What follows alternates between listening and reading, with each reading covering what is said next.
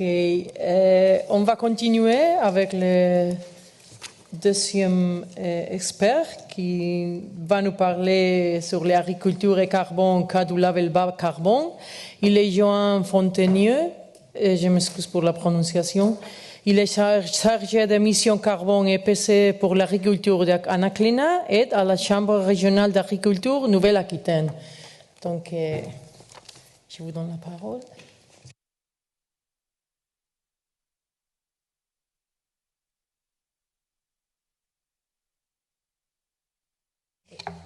Bonjour à tous, merci de l'invitation. Donc, l'objet de ma présentation,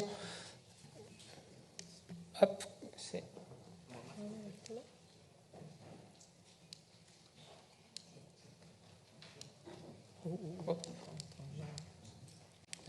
Ok.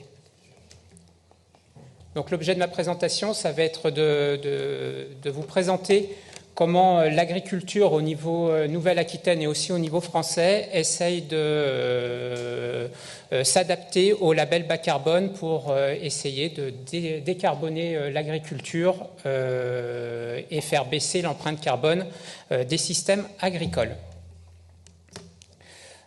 Tout d'abord, au niveau de l'agriculture, c'est pas comme la forêt. Nous sommes un secteur qui est émetteur de carbone. Et on a une empreinte carbone qui pèse pour à peu près 20% des gaz à effet de serre. C'est à peu près 85 millions de tonnes équivalent CO2 qui sont émis par l'agriculture par an. Et donc, vous voyez, on a annoncé en 2015 à la COP21 un objectif de réduction de 46% de cette empreinte carbone d'ici 2050. Le défi est important et quand on regarde les principales sources d'émissions de l'agriculture, il y a 3 grands postes et 3 grands gaz à effet de serre qui ressortent. Le plus important, on va dire le plus méchant, est le protoxyde d'azote. C'est un gaz qui pèse à peu près pour environ 50% des gaz à effet de serre. Et c'est un gaz qui est particulièrement méchant, comme je vous l'ai dit, parce qu'il a un pouvoir réchauffant qui est 300 fois supérieur à celui du dioxyde de carbone. Et surtout, il a une durée de vie dans l'atmosphère qui est de 120 ans. Le deuxième gaz, qui est un petit peu moins méchant, mais qui est quand même méchant, c'est le méthane, qui est avant tout émis par la digestion entérique des animaux et notamment des vaches. Et c'est un gaz qui pèse pour à peu près 40% des gaz à effet de serre de l'agriculture. Et c'est un gaz qui a un pouvoir réchauffant 28 fois supérieur à celui du CO2 et qui, lui, a une durée de vie quand même plus courte dans l'atmosphère, qui a une durée de vie de 12 ans dans l'atmosphère. Et enfin, le dioxyde de carbone qui pèse pour une dizaine de pourcents des gaz à effet de serre agricoles. C'est l'utilisation des machines, les fameux carburants ou toutes les énergies autour de ça. Et donc, pour information, donc la durée de vie du CO2, lui, est de 100 ans dans l'atmosphère. Donc voilà pour le côté, on va dire, négatif de l'agriculture. Heureusement, il y a des côtés positifs puisqu'elle peut être aussi source de solutions pour atténuer les gaz à effet de serre et notamment grâce à la création de biomasse et à la séquestration de gaz à effet de serre dans les sols, à la fois au niveau des cultures mais aussi au niveau des prairies. Et tout ça, ça permet d'accumuler du gaz dans les effets de serre de la même façon que les arbres et les forêts permettent de le faire. Une étude sortie par l'INRA, qui est l'Institut national de l'agronomie et de l'écologie au niveau national, estime que à peu près pour les élevages bovins, à peu près 30% des émissions totales sont compensées par le stockage, notamment par les prairies. Dans les grandes évolutions et la transition agricole qui est à mener sur les 30 ans qui viennent, on a le gouvernement français qui est en train de définir les grandes évolutions et un plan, une planification écologique qui va positionner l'agriculture au centre de ces enjeux. Le premier, ça serait bien entendu, c'est de créer de l'alimentation et c'est d'assurer la souveraineté alimentaire de la France. Ça, c'est bien sûr le premier enjeu. Derrière, on a un autre enjeu qui est aussi la production de biomasse. par exemple, l'agriculture, en entretenant des haies, peut produire du bois énergie et ça peut permettre le chauffage de villages ou de villes qui sont à proximité des exploitations agricoles à condition qu'on puisse s'organiser, que les filières puissent se structurer. Il y a aussi les enjeux autour de la méthanisation et de la valorisation des fumiers des animaux pour nourrir les méthaniseurs et créer du gaz ou de l'électricité. Et bien sûr, l'un des grands enjeux, c'est de renforcer la séquestration du carbone dans les prairies notamment et dans les cultures et faire que les surfaces agricoles deviennent de réels puits de carbone. Donc, où est stocké le carbone? Vous voyez, ce matin a été présenté et dit plusieurs fois que le potentiel de séquestration des prairies est à peu près équivalent à celui des forêts. Donc là, on parle de la séquestration dans le sol superficiel, c'est-à-dire entre 20 et 30 cm. Et vous voyez, les chercheurs estiment qu'une prairie permettrait de stocker 80 tonnes de carbone par an, et ça serait équivalent à celui de la forêt. Par contre, vous voyez que la forêt a un potentiel de séquestration aérienne qui est beaucoup plus importante que celle des prairies. Donc quand on regarde ce graphique très simpliste, si on décide d'implanter une prairie à la place de grandes cultures, on augmente le potentiel de séquestration des sols. Et à contrario, si on décide de déforester et de mettre un parking à la place d'une forêt, et bien là, on déstocke du carbone et ce n'est pas ce qu'on recherche à faire pour atténuer les gaz à effet de serre à l'heure actuelle. Donc l'objectif au niveau agricole, donc on a à la fois l'enjeu sur les sols et les cultures et on a les enjeux sur l'élevage. Au niveau des sols, l'objectif simple, c'est d'augmenter la séquestration et c'est de faire que les sols agricoles deviennent des puits de carbone. Quand on regarde les sources de gaz à effet de serre au niveau de l'agriculture conventionnelle, vous voyez qu'on déstocke plus de carbone qu'on en stocke, notamment parce qu'on pratique la monoculture, parce qu'on a le labour du sol, c'est-à-dire qu'on retourne le sol, donc on déstocke du carbone, et on a aussi une forte dépendance aux intrants, et notamment aux intrants chimiques. L'objectif, c'est de faire évoluer les pratiques agricoles et de mettre en place des leviers agroécologiques qui permettront aux surfaces agricoles cultivées de devenir de véritables puits de gaz à effet de serre. Donc là, ça demande des changements de pratiques que l'on essaye d'accompagner tous les jours auprès des agriculteurs. Par exemple, la couverture des sols entre les cultures, la mise en place de légumineuses au sein des rotations, des semis directs ou des cultures intercalaires et le développement de l'agroforesterie qui est une pratique qui se développe de plus en plus à l'heure actuelle. Ça, c'est l'enjeu pour les cultures et on travaille aussi beaucoup à essayer d'atténuer les gaz à effet de serre émis par l'élevage. Et donc là, vous avez l'exemple d'une initiative qui s'appelle Méthane 2030. C'est une initiative en collaboration avec la filière bovin-viande et bovin-lait, qui sont toutes les deux fortement émettrices de gaz à effet de serre, puisque vous voyez, elles pèsent pour 5% des émissions françaises de gaz à effet de serre. Et dans une ferme laitière ou dans une ferme bovin-viande, 50% des émissions sont liées à la digestion entérique des animaux. Donc c'est un enjeu énorme que de faire baisser cette production de méthane. On manque à l'heure actuelle réellement de données sur ces questions-là, sur ces enjeux-là, et donc on manque encore de leviers pour faire baisser ces choses-là. C'est pour ça qu'il y a un programme multipartenarial qui s'est mis en place en 2023, qui devrait aboutir en 2027. Et vous voyez, c'est à la fois des chercheurs avec l'INRA, un institut technique national, l'IDEL, et des partenaires techniques comme les chambres d'agriculture et des centres de gestion qui vont travailler pour essayer d'élaborer des références et évaluer des solutions nutritionnelles au niveau des animaux pour faire baisser la digestion entérique des vaches et l'émission de méthane, ainsi que des recherches aussi au niveau génomique. Voilà. On pense que la génétique peut-être faire baisser les productions de méthane. Et derrière, il y a aussi des grands enjeux de quantification des émissions de méthane. Pour l'instant, on n'a pas tous les outils. Un exemple, la filière bovin-lait pense qu'avec une analyse fine du lait, on pourrait déterminer la quantité de méthane produite par une vache. Donc ça nous donnerait des indicateurs qui seraient assez fiables pour derrière permettre aux éleveurs et aux agriculteurs de piloter l'alimentation de leurs vaches. Voilà, donc en résumé sur les enjeux agricoles, vous voyez qu'on a des contributions négatives et bien sûr, je pense que tous les professionnels agricoles ne remettent pas en cause ces choses-là et estiment que l'agriculture devra prendre sa part dans des évolutions pour baisser ces impacts négatifs au niveau de l'environnement. Mais comme on pense aussi que l'agriculture est apporteuse de solutions et peut avoir des contributions positives. Notamment en termes de biodiversité, de stockage de carbone et sur l'entretien des paysages. Et de nombreuses fois dans les différentes interventions qu'il y a eu aujourd'hui, les co-bénéfices ont été évoqués et il y a un gros travail aussi au niveau agricole pour se dire que au-delà de la vente de crédits carbone qui permettent l'atténuation, il faut aussi qu'on sache mettre en valeur les éco-bénéfices qui sont liés et générés par l'agriculture.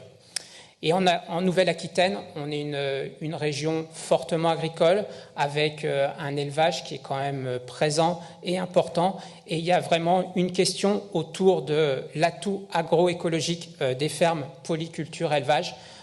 Par exemple, si on veut bannir ou se limiter la fertilisation minérale, donc l'achat d'intrants qui sont issus du pétrole.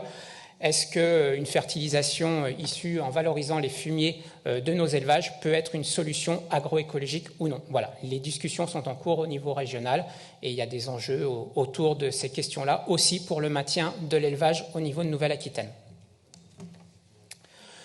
Concernant la façon dont on essaie de se coordonner autour du label bas carbone, donc ça a été présenté ce matin, il y a un cadre de certification et le point clé, c'est que les différents secteurs d'activité peuvent proposer des méthodes à l'État, au ministère de l'Environnement, qui sont validées et on va tout de suite voir les méthodes. Au niveau agricole, ce sont 6 méthodes qui, à l'heure actuelle, sont certifiées, labellisées. L'une des plus importantes, c'est la méthode Carbonagri. C'était développée par l'Institut de l'élevage, qui est un institut technique national, et c'est une méthode qui permet de cibler les réductions d'émissions des gaz à effet de serre pour les élevages. Vous voyez qu'il y a un seul opérateur qui s'est positionné sur une méthode élevage parce que la complexité des systèmes d'élevage fait que c'est vraiment un institut technique national qui a développé une méthode. Contrairement au secteur des grandes cultures, où là, il y a plusieurs initiatives de méthodes qui ont été déposées. Vous voyez, il y a 4 méthodes, il y a une méthode et 4 outils qui ont été développés. Et par exemple, il y a des startups qui proposent leurs propres outils à l'heure actuelle pour accompagner des agriculteurs, des éleveurs, des céréaliers dans la diminution de leurs gaz à effet de serre. On a aussi développé une méthode haie au niveau des réseaux des chambres d'agriculture. Le but, c'est de développer une méthode qui permette de valoriser les haies, à la fois à l'implantation et l'entretien pour augmenter le potentiel de captation des gaz à effet de serre des fermes. La plantation des vergers, pareil, qui est développée par la filière des amandes. Et on a des initiatives qui sont privées, c'est-à-dire des entreprises. Par exemple, l'entreprise Sobac qui cible la gestion des intrants, c'est-à-dire qu'elle propose un enrichissement, la vente d'un produit qui permet d'enrichir le sol en bactéries et donc derrière de baisser l'utilisation d'intrants pétrochimiques. Ça a été validé par le ministère de l'Environnement. J'avoue que je serais intéressé de voir comment l'Union européenne, quel avis l'Union européenne, la Commission européenne aura derrière ce type de méthode. Et une dernière méthode qui est la méthode écométhane, où là, on apporte du lin dans la ration des vaches, ce qui permet de diminuer la production de méthane. Voilà, donc Le secteur de l'agriculture a développé 6 méthodes. Et derrière ces méthodes, il y a eu la création de différents outils de diagnostic. Je vous en ai cité quelques-uns là que vous pouvez voir, Carbon Extract, MyEasyFarm, Cap2ER. Et l'objectif derrière l'utilisation de ces outils, c'est d'avoir une organisation et, de services qui soit cohérent pour emmener les agriculteurs dans ces programmes bas carbone.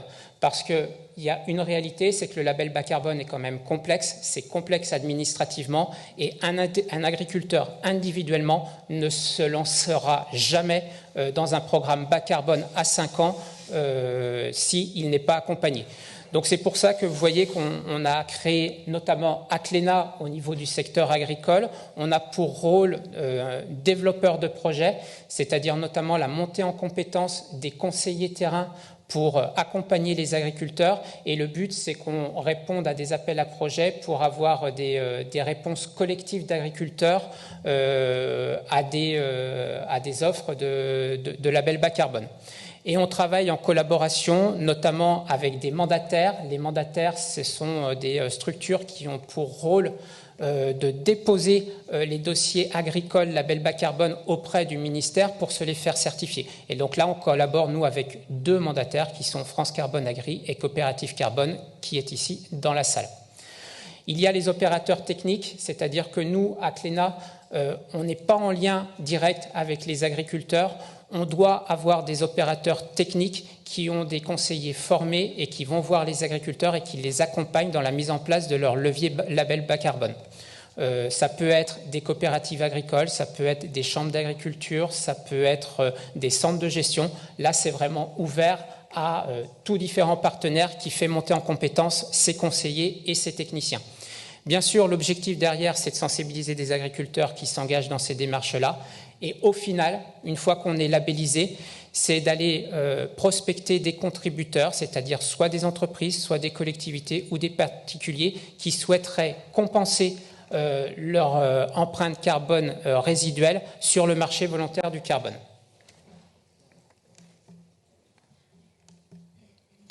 Donc voilà ce que donne un peu la structuration du label bas carbone au niveau de la région Nouvelle-Aquitaine.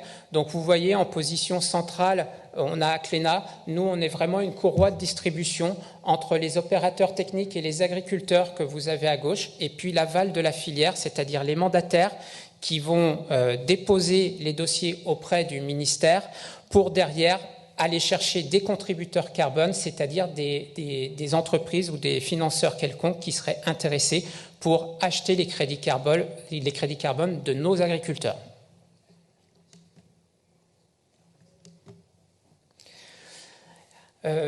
Au niveau du service, du collège agricole d'Aclena, le développement de ces démarches-là sont quand même longues. Vous voyez qu'on a initié les premières démarches en 2019 et là, c'est uniquement en 2024 que l'on commence à prospecter des premiers contributeurs et à vouloir mettre en place cette contractualisation. Qu'est-ce qui s'est passé sur ces 5 années-là? Déjà, la première étape pour nous au niveau agricole a été de mobiliser les compétences des conseillers.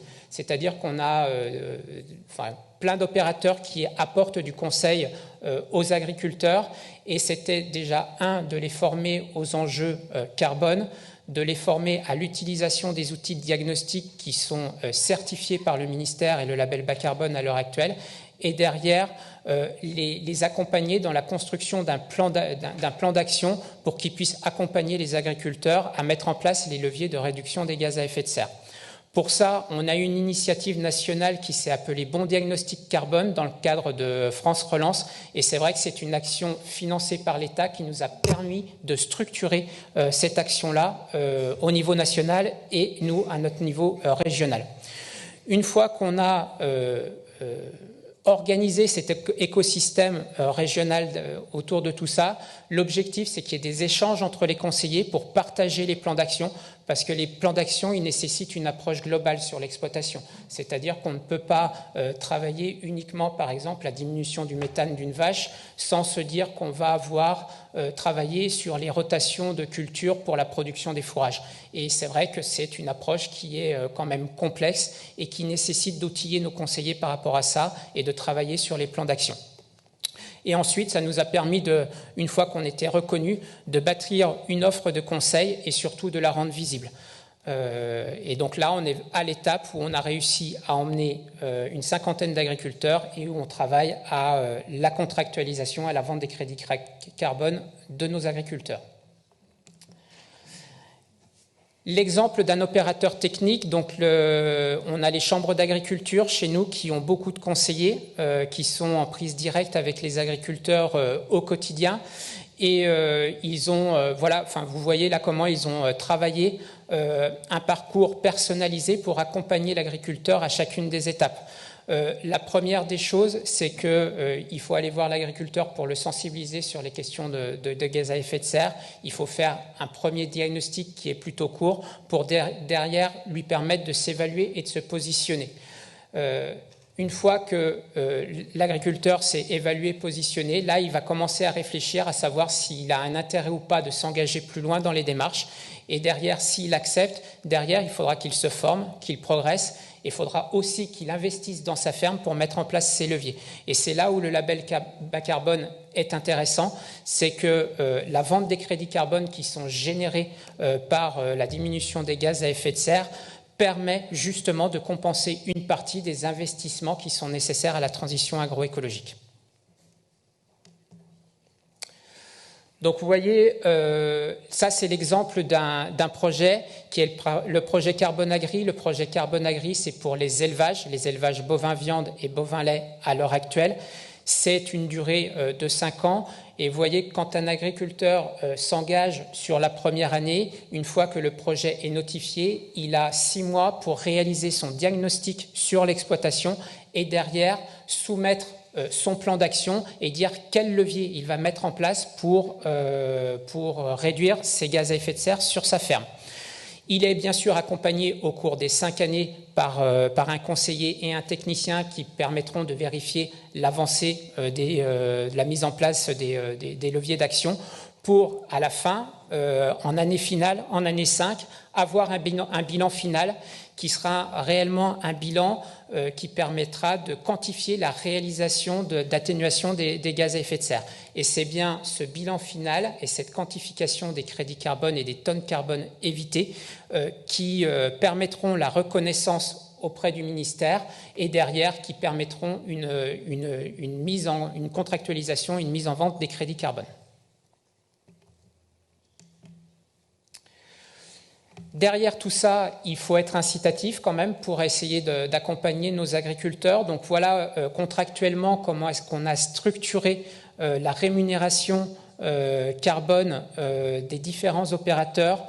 Bien entendu, la clé de voûte, c'est les agriculteurs et l'engagement que l'on a, c'est que les agriculteurs touchent 32 € minimum de la tonne équivalent CO2 et vous voyez, ils touchent au minimum aussi 75% de la valeur du crédit carbone. C'est bien ces 32 € de la tonne équivalent CO2 qui doit lui permettre de mettre en place son plan d'action pour réduire ses gaz à effet de serre. Derrière, il faut aussi quand même que l'on rémunère les opérateurs techniques pour le temps passé et l'accompagnement qu'ils ont fait dans les fermes. Donc là, la rémunération a été déterminée à 5 € de la tonne de carbone. À Cléna, on travaille aussi à la mise en œuvre des dossiers, au montage des dossiers, à la communication. Donc on a défini une rémunération de 2 €. Et derrière, le mandataire, que ce soit Coopérative Carbone ou France Carbone Agri, donc qui va faire, lui, de la prospection pour aller chercher des contributeurs, sera rémunéré à hauteur de 30 €. Donc ce qui fait qu'on a une base minimum de vente de crédit carbone qui est de 42 € de la tonne équivalente CO2. Donc vous voyez, on est plus élevé que la trentaine d'euros des crédits carbone forestiers que vous pouvez proposer. Et j'entendais ce matin, il y a des projets européens qui qui vendent des crédits carbone à 6 € la tonne. Donc c'est vrai qu'il y a une certaine déconnexion du prix du crédit carbone agricole par rapport à d'autres crédits agricoles qui sont sur le marché à l'heure actuelle. Et tout notre enjeu va être là, ça va être notre capacité à valoriser ces crédits carbone qui ont un prix plus élevé que les autres.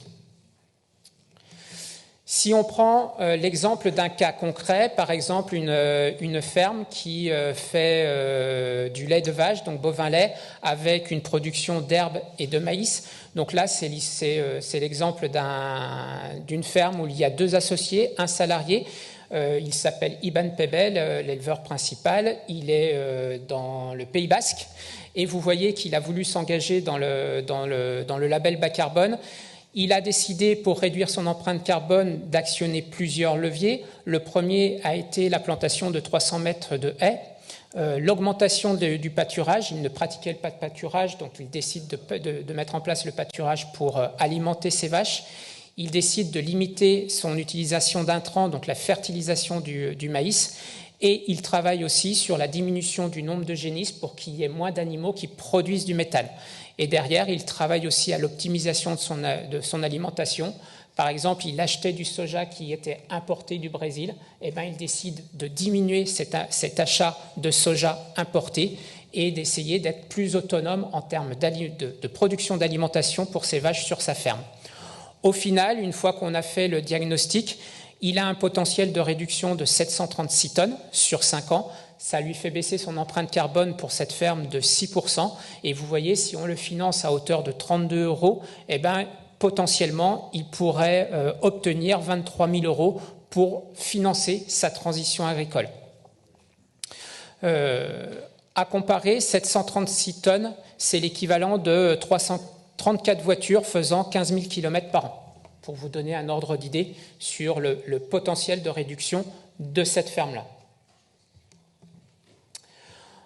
Au niveau de la dynamique d'Aclena pour l'agriculture, on a répondu à nos premiers appels à projets pour essayer d'emmener des collectifs d'agriculteurs en 2023. On emmène à l'heure actuelle à peu près une 50aine d'agriculteurs, 38 élevages, bovin viande ou bovin lait. Vous voyez, il y a 6 départements qui se sont engagés au niveau de Nouvelle-Aquitaine. C'est 50% des départements de notre région qui sont déjà engagés. Et on est sur un potentiel de 25 000 tonnes équivalent CO2 pour les 38 élevages, ce qui représente une moyenne de 652 tonnes par élevage. Et on a aussi des fermes qui produisent des cultures, donc des fermes grandes cultures, qui, elles, ont un potentiel moyen un peu moindre, qui sont sur un peu plus de 400, enfin environ 440 tonnes équivalent CO2, donc sur une valorisation moyenne de 14 000 €. Quand on analyse cette 50aine de fermes, on s'aperçoit qu'il y a une forte disparité du potentiel de réduction des gaz à effet de serre. Vous voyez, en élevage, il y a une ferme qui, au plus bas, a un potentiel de réduction de 20 tonnes, alors qu'il y a une ferme qui a un potentiel de réduction de 1900 tonnes.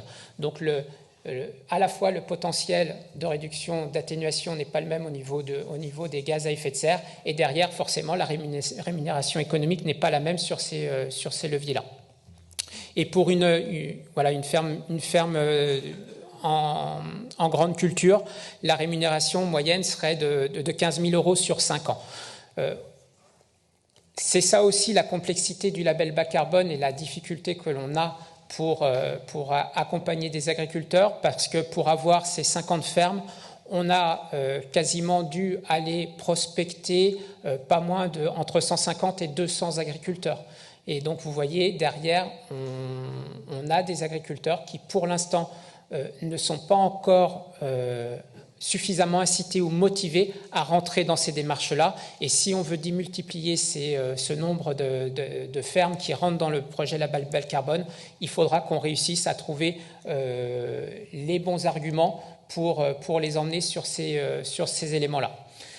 Donc, en conclusion, on réalise des diagnostics, mais le diagnostic ne suffit pas. Au niveau agricole, il faut vraiment accompagner l'agriculture dans ce défi et cette ascension. C'est réellement un défi. Mais derrière, ce qu'on veut croire au niveau agricole et la façon dont on se positionne par rapport à ça, c'est que le label bas carbone sera un outil et une opportunité pour accompagner la transition agroécologique de nos agriculteurs. Et je fais le lien avec l'intervention d'après, puisqu'on a, on a un partenariat avec la coopérative carbone pour la contractualisation des crédits carbone. Donc vous voyez, on a à peu près une 30 000 tonnes à négocier. Si jamais vous voulez compenser votre déplacement aujourd'hui à cette très belle journée, vous n'hésitez pas, vous venez nous voir et on a des crédits agricoles, des crédits carbone agricoles à vous proposer. Je vous remercie. Merci beaucoup, Johan.